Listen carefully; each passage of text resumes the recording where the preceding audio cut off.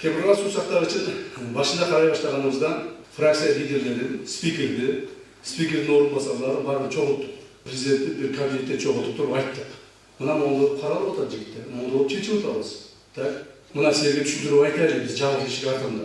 Ушуну түшүнүп алгыла дагы мындай кичине сабыр кылып тургула. Биз парламентке алып кетче сабыр кылып тургула. А парламентке алып келгенден кийин ачык айтабыз анан кийин. Десек болуп тур деп макул болуп, баардыгы макул болгон. Ошол жерде бүт баардыгы. Мына Мадумаров да ошол жерде лидер фракция болчу. Ал дагы макул болгон. Ал дагы айткан. Ай, мынтип эле чечилсе, эл макул болсо, бизде да макул болсун деп чечилип аткан, бүлүнүп аткан ишти билдирбейбиз да. Деп мына ошол жердеги бүт лидерлердин көзүнчө, депутаттар көзүнчө айткан. Анан кийин эле билесиздер, бир апта өткөн жок. Бир маалда эле Мадумаров өзгөгө келип, элдерди чогултуп алып эле ошол жерде сүйлөп атат. Мына эки дос дейт компромат сатып жүрдү. Кечээ бизди дейт чогултуп, жабык эшик артына апарып алып, баарыбыз камап алып түшүндүрүлүш болду.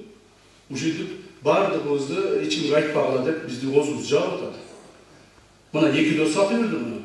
Эгер булар жакшы чечсе, элге пайдалуу чечсе, мамлекеттик пайдалуу чечсе, анда ат мингизип, ат чаптырып элге эме кылбайбы жанагыдай, сүйүнчүлөбөйбү эле. Деп бүт алгыдай эң алгыч кыйын сүйлөдү го билесиңер.